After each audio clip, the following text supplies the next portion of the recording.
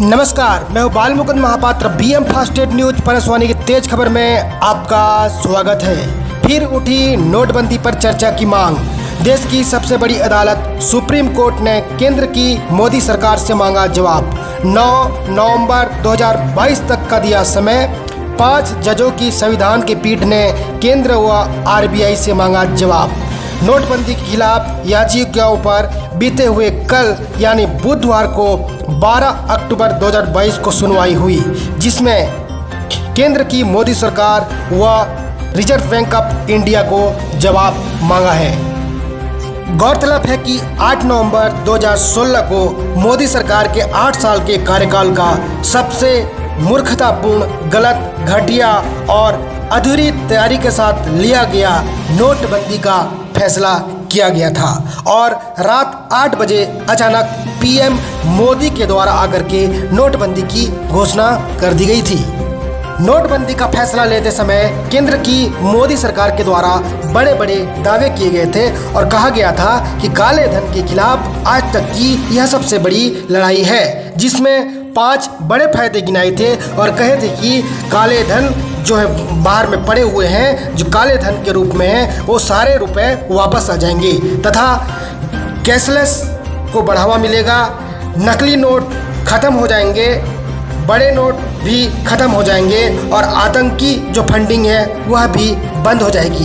किंतु सरकार के द्वारा किए गए सारे बड़े दावे फेल हो चुके हैं, क्योंकि आरबीआई की रिपोर्ट बताती है कि नोटबंदी के बाद 99.73% पैसा 99.73 रुपये पैसे सरकार को जो 500 और 1000 के नोट थे वापस आ गए। आरबीआई की रिपोर्ट 2017-18 के अनुसार 15.31 लाख करोड़ के 500 व 1000 के पुराने नोट 30 जून 2017 तक सरकार को वापस आ गए।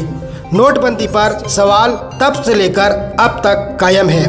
नोटबंदी के बाद 2019 में 25 करोड़ के जाली नोट 500 और 1000 के बरामद हुए थे तथा 2020 में 92 करोड़ रुपए के जाली नोट बरामद हुए थे।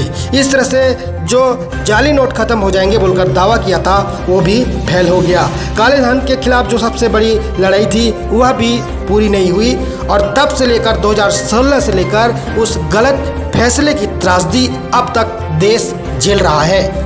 सरकार के द्वारा अधूरी तैयारी के साथ ली गई नोटबंदी के फैसले के समय लोग अपने ही पैसे को जमा करने तथा पैसे निकालने के लिए घंटों घंटों कई दिनों तक बैंकों के सामने लाइन लगाकर खड़े रहते थे, जिसमें वृद्ध व्यक्ति, बीमार व्यक्ति, महिलाएं भी शामिल थी तथा रिपोर्ट के अनुसार ज्ञात होता है कि 150 से ज़्यादा लोगों की जान बैंकों के सामने लाइन लगाकर खड़े होने से हो गई थी, जिसके बाद देश के प्रधानमंत्री श्री नरेंद्र मोदी के द्वारा कहा गया था कि भाइयों बहनों, सिर्फ आप मुझे 50 दिन का समय दीजिए। 50 दिन के बाद अगर नोटबंदी सफल हुआ नहीं दिखता है तो आप जो सज़ा देंगे, जिस चौराहे पर जो सज़ा देना चाहेंगे दे देंगे।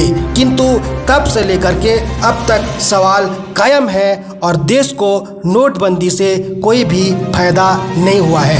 कल यानी कि बीते हुए कल बुधवार 12 अक्टूबर को नोटबंदी के खिलाफ याचिकाओं पर सुनवाई हुई, जिसमें 5 जजों की संविधान पीठ ने यह सुनवाई किया तथा केंद्र की मोदी सरकार तथा रिजर्व बैंक ऑफ इंडिया को जवाब मांगा है तथा आने वाले अगले महीने 9 नवंबर 2022 तक का वक्त दिया है।